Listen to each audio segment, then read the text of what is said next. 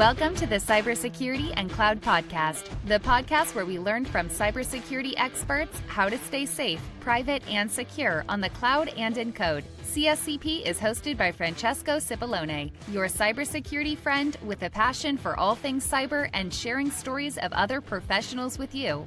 This episode is brought to you by the generosity of Phoenix Security Limited. Phoenix helps startups and enterprises solve complex software security supply chain visibility by leveraging the power of correlation and contextualization. Discover how Phoenix Security helps CISO and security engineers act fast, prevent burnout, and implement DevSecOps at the speed of cloud. Phoenix Security. Correlate, contextualize, and act on risk with one click. Let's dive in. Hello, everyone, and welcome back to the Cybersecurity and Cloud Podcast. I'm Francesco Cipollone, your host, or Frank for Friend, as I've been referring to myself of late. And I have the absolute pleasure to have a returning guest, a good friend, Adam Shostack.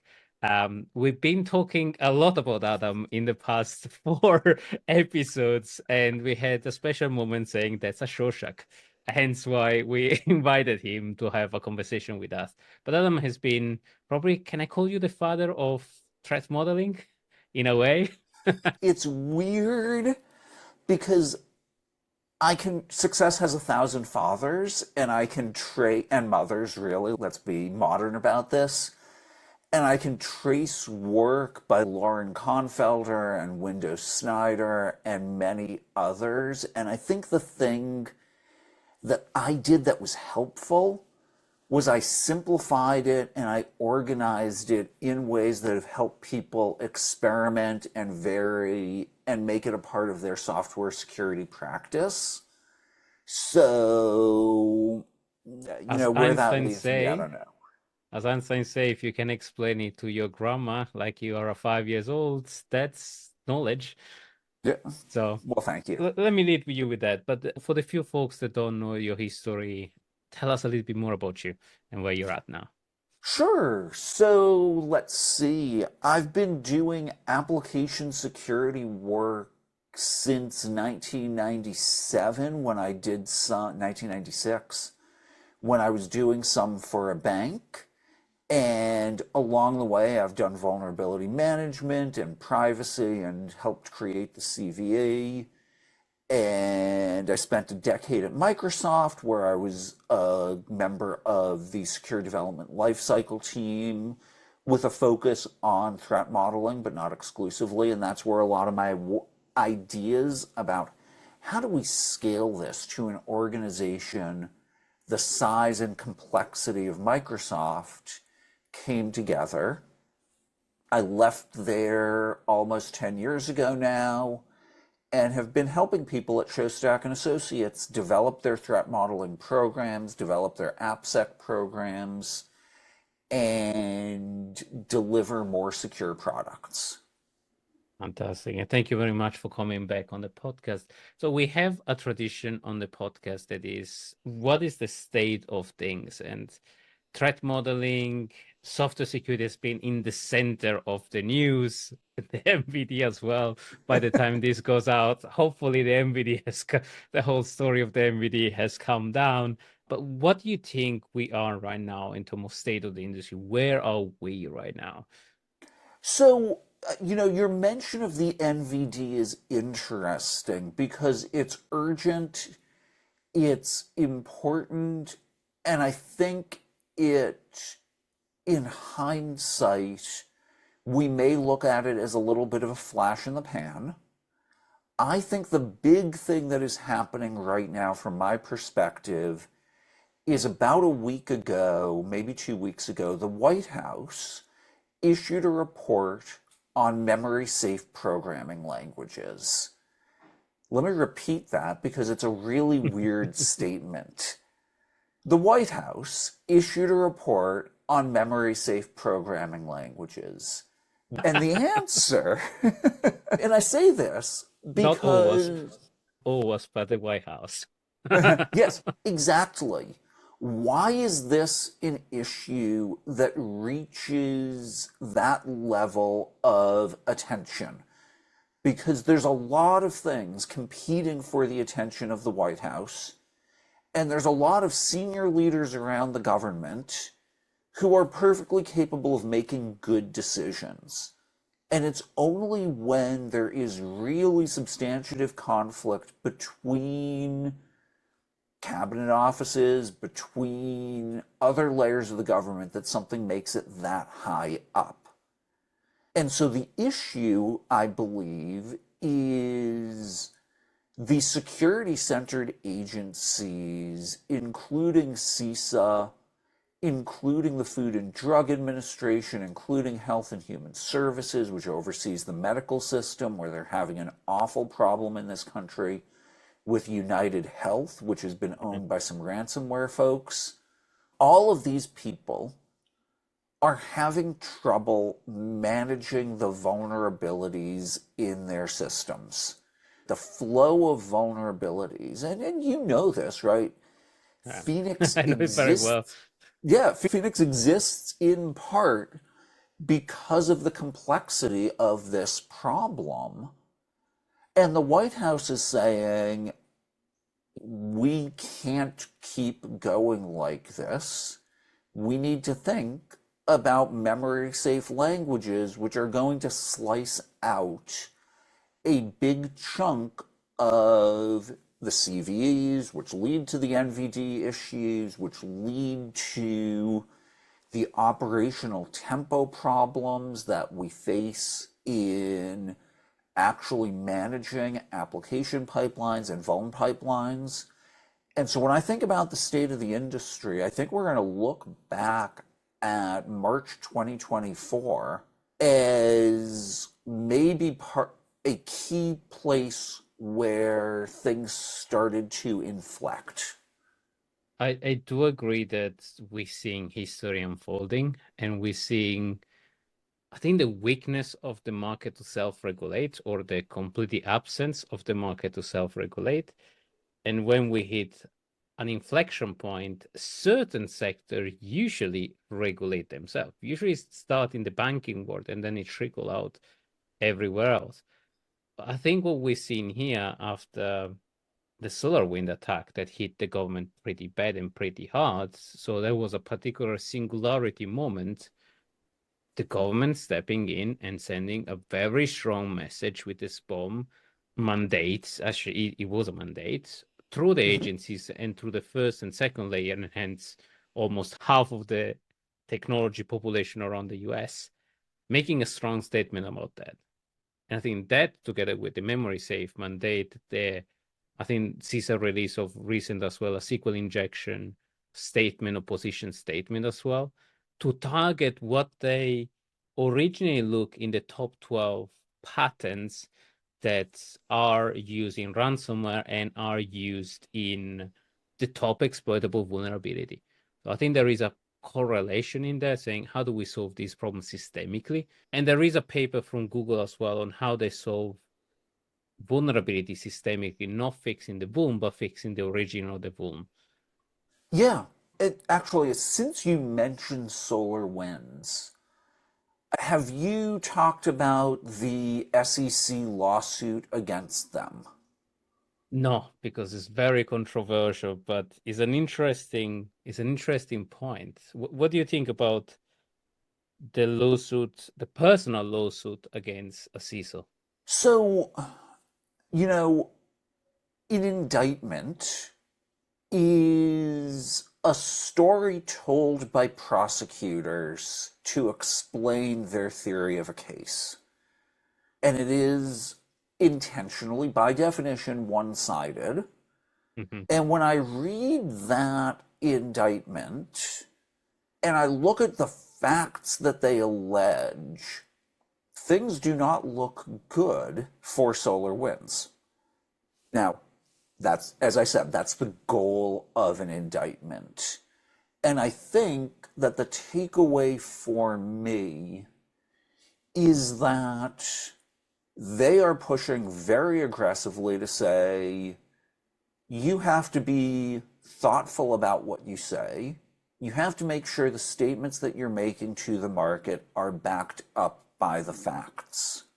And it may turn out that the SEC cherry-picked a bunch of statements where, okay, people put silly things in email that they probably shouldn't, but that is an unfortunate reality of everything we do being tracked all the time. Yeah. So you can find things that people said that they shouldn't. Or it may be that, I'm going to say this in an impolitic fashion, it may be that SolarWinds, like a lot of companies, was struggling to implement their AppSec program, and their public-facing statements got out ahead of their skis. They got ahead of their skis, and what they were saying was misleading. And a lot of people I talk to talk about the difficulty of driving fixes in the organization. They talk about the difficulty of driving change in the organization. And for those people, my takeaway from the SEC lawsuit against SolarWinds is you should bring this to your counsel and say, I do not want my name in the next version of this, and I am concerned. Right? If that's a statement you can make, I will even double down. I will even double down on that and saying, look, we don't know what we don't know, and we don't know almost half of our estates. Even a risk assessment of what do you have, what system do you run, and where do you run it. 99, even 100% of the organization, I will go to, they don't know even how many repository they have, who owns what, and what is their risk position. They know that they have vuln, but they can't explain a risk position from a business perspective, from a software perspective. I think that was misleading part from the SolarWinds, several aspects, but I think that was an interesting one because the CISA was not able to explain confidently the security level where they were operating backed by data. So I get that a lot of people are worried about what does this mean for me, and I don't want to diminish that. How to say this in the right way. So there's a program that I worked on while I was at Microsoft where I was very concerned. And I spent 2 hours going through the text of a particular law and saying, if we gather this data, are we okay? And we explored specific meanings of what these words meant. And if someone wanted to twist it in these ways, would I be okay? And I came to the conclusion that I would be. And more, I want to mention that I actually felt that this was the right thing to be doing. I had no moral qualms about the program that I was building. I had concerns because sometimes laws are vague. Mm-hmm. I bring this up to express sympathy with the folks who are concerned about the CISO in the SolarWinds case being perhaps used as a sacrificial lamb. Yeah. But strategically, whatever you think of that situation, the opportunity to go to your management team, your board of directors, and say, our situation could be described in these ways, and we should fix that. I think the goal that the SEC has aligns with the goal that we're seeing from the White House, which is we would like these things to be better. And to go back to what you were just saying a minute ago, if 95%, you used a higher number, but if 95% of the people who approach you don't have an asset inventory and cannot express what it is they're trying to protect and what they're doing to protect it, I think that the reason we are seeing these initiatives at the highest levels of the US government is because, on the one hand, many agencies want these things to change. And then there are departments like the Department of Commerce, who are focused on commerce, who represent the interests in a lot of ways of businesses who say we'd prefer not to spend money on this. This episode is brought to you by the generosity of Phoenix Security Limited.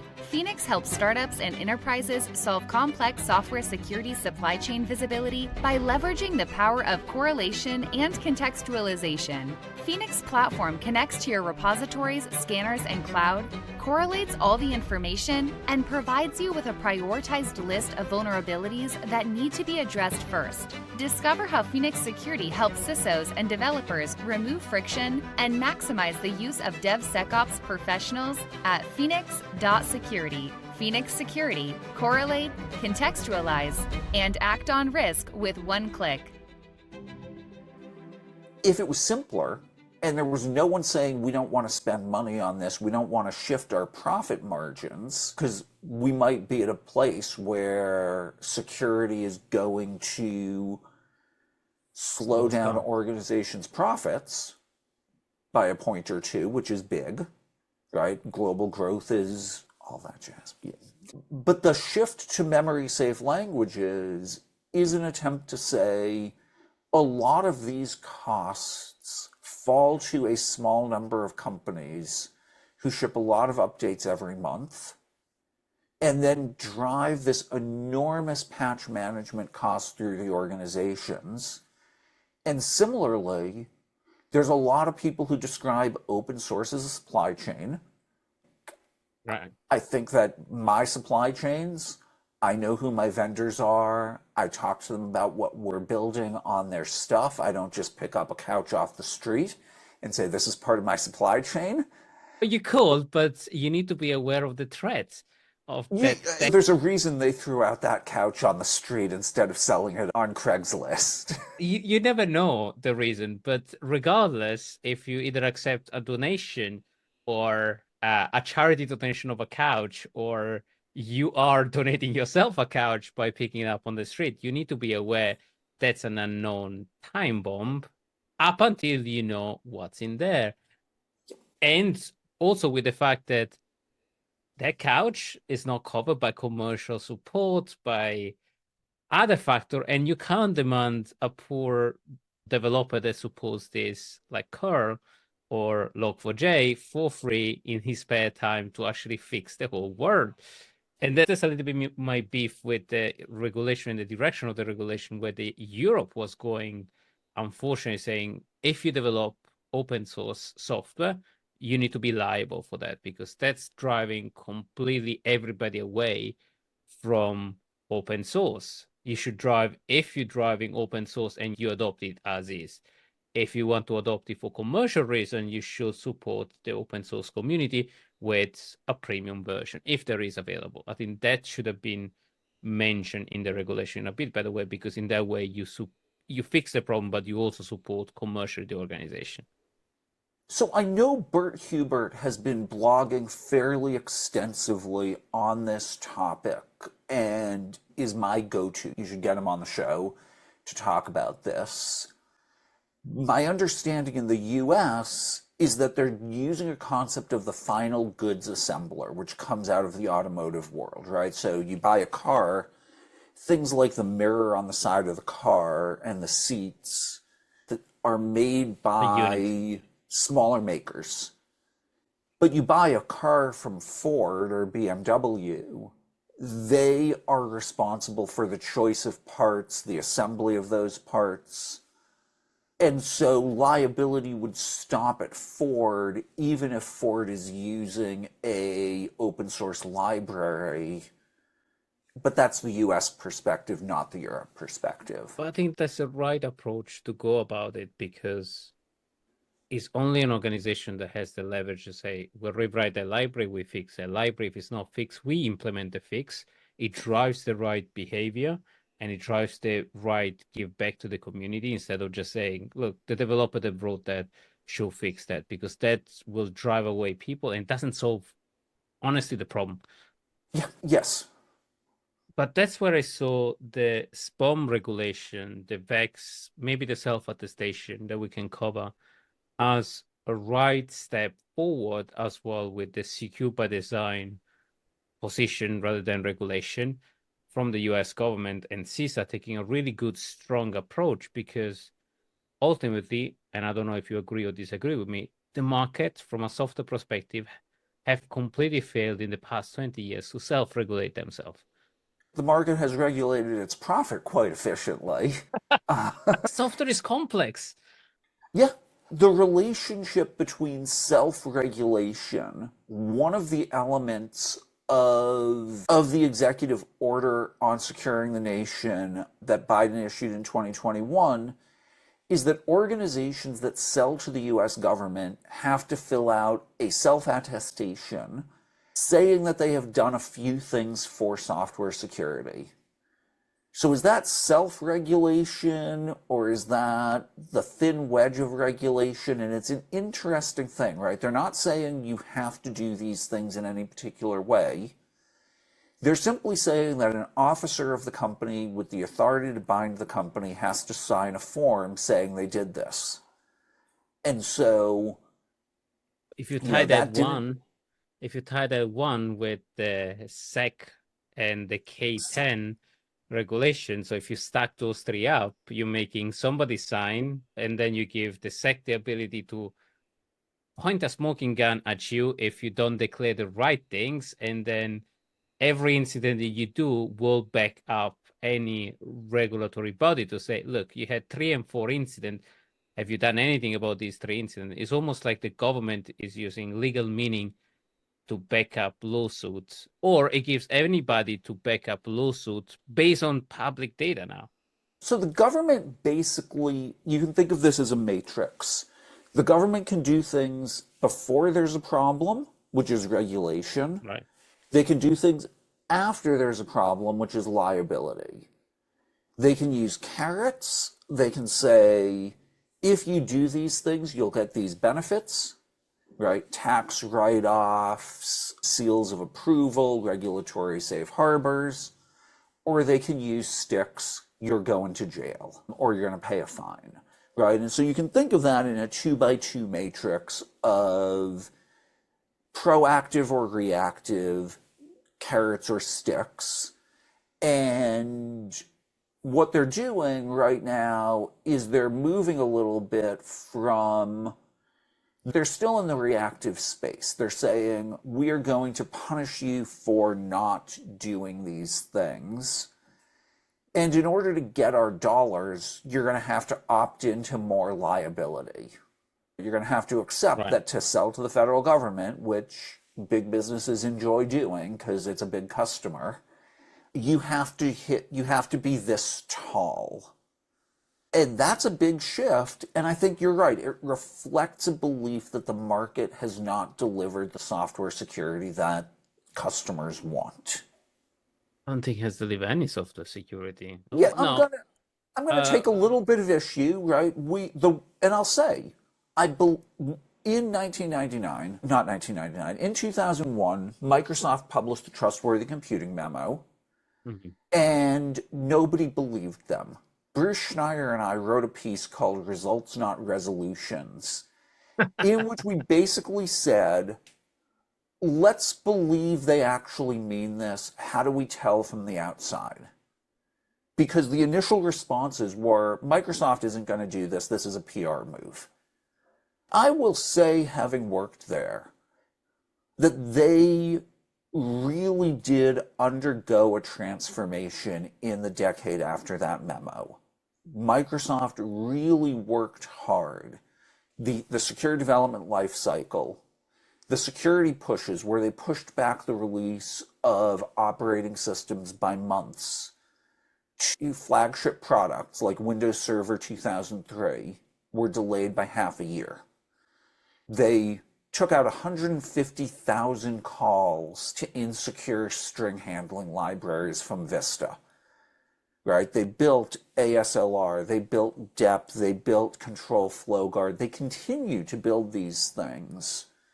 And so and by the way, folks, I've been gone from Microsoft for a while. I don't know all of what they're doing today. It's all marketing. But it's all marketing. But I am going to disagree that the market has done nothing. I'm going to say that the market did far improve? more than I would have believed was possible in 2001, 2002. Have they done enough? Has it kept up with threat actors, with new business models for compromise? You got to think about what is the counterfactual, right? Could they have done more? Sure, we could always have done more. You and I could both probably drink less, exercise more, eat better. And we can say, and someone could look at us and say, you haven't done enough. So what does enough mean? And I think this goes to the question of regulation, is where are the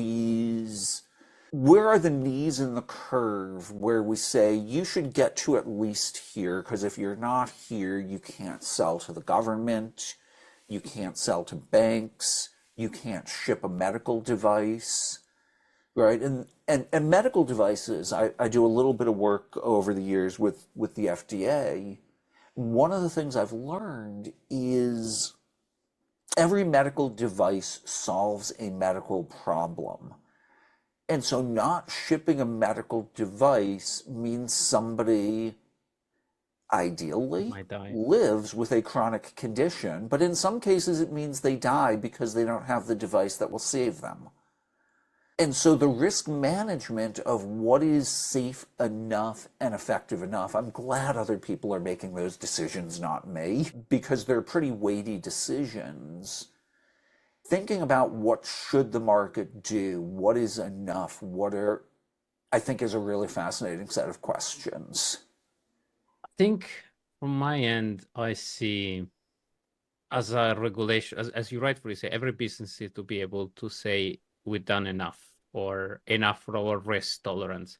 And I don't think any regulation will ever make them accountable. The problem is it has not been backed by facts, or we don't have a way to say we are secure enough out of our risk tolerance. We've been very lax on saying we have a bunch of problems, we're doing something about it, and that's about it. It's not measured, it's not improving. In the best way possible is burn down chart. We fix this bunch of problems.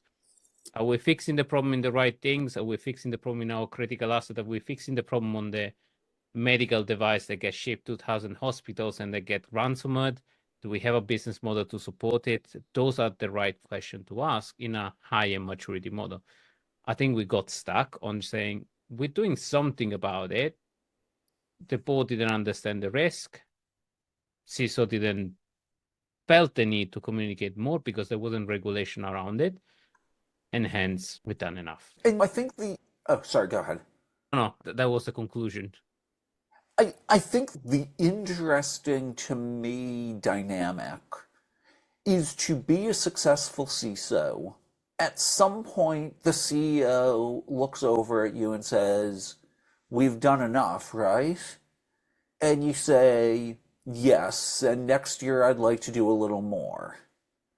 Because if you can consistently say, no, we're not doing enough, and I know that the CEO is going to find himself a new CISO who says, yes, we've done enough. And I think you will not get sued.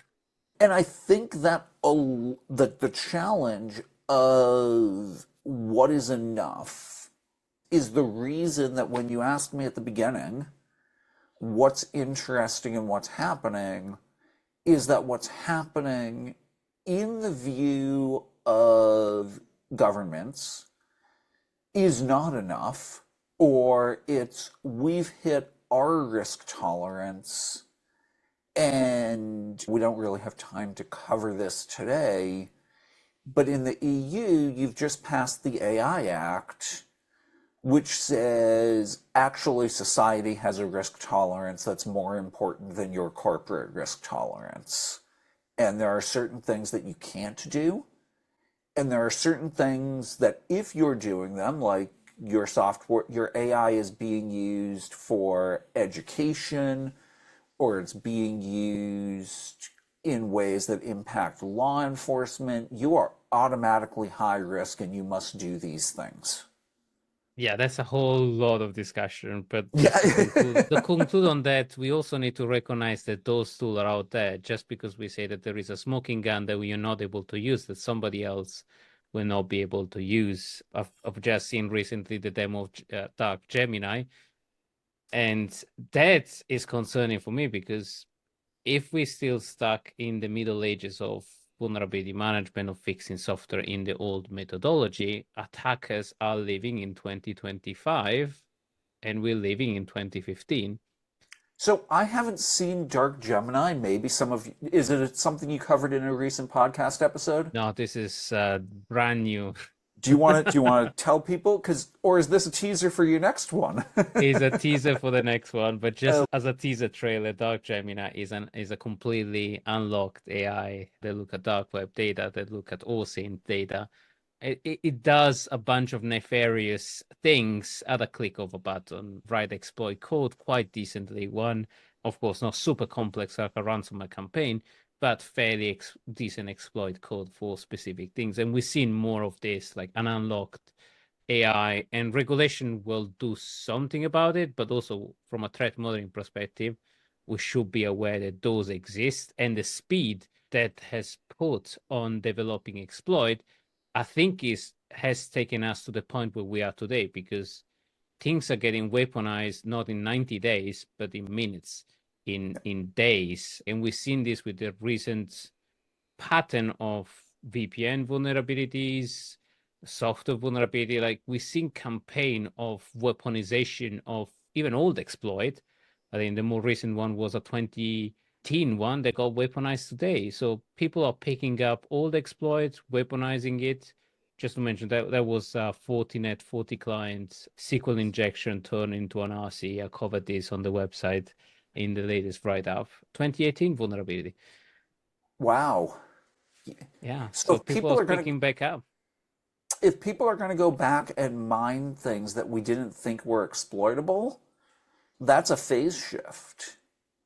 People are developing people are weaponizing all vulnerability at scale. So I think we should think about both vulnerability management, but also, just to close the loop and go back to the beginning, close the tap on vulnerability systemically, with SQL injection being fixed, remote code execution being fixed, or memory safe language like Rust, and moving away slowly but surely to these memory safe things and stop writing things in C, because I know that it's cool. Right? Wow. All right. All right. I think if we keep on talking Well, like this, we'll talk for ages, and I love talking about this. But unfortunately, we're up to the time. Because we talk about a lot of doom and gloom, we have a tradition usually in the podcast that we leave with a warm and fuzzy feeling our audience and a positive message. So if you wanted to conclude and wrap up this fantastic discussion, Adam, what will be your positive message? so I think my positive message is that all of these shifts, as scary and difficult as they are going to be, are going to leave us in security in a place where we are more able to protect the organizations that we're working for. Changes are visible. These changes are getting attention at very high levels of government. And change is never easy. But the outcome of change is going to be positive for us. I think I do agree. We are living the pivotal moment where software security is going to make 10 years leap, or we catch up with the last 10 years of challenges. Spin it the way you want. But Adam, thank you so much for coming on the show. This is always a fantastic discussion. And I just picked like 15 other topics that I want to talk with you about. We'll do it again soon. Thank you. Absolutely. Last one, if Yes. people and folks want to find more about you, where they can find you. So Shostack.org is my website, it's my blog. I'm a big fan of the publish own site syndicate everywhere movement. Whether or not you want to follow me, I want to encourage you, dear listener, get yourself an RSS reader, take control of what's in your feed with stuff that you think is high quality. rather than letting the social media engines pick and choose what they're going to show you. So much, Adam, and all the show notes and the link will be available on the show notes. But thank you so much for coming on the show. And everybody else, take this lesson and link and information, go back to the CISO, or if you are a CISO, to your CEO, and leverage this, because now we have the lead and the leverage to actually make the work more secure, one organization at a time. This is Francesco, your host, and Adam Shostack. Thank you so much for the show. Goodbye.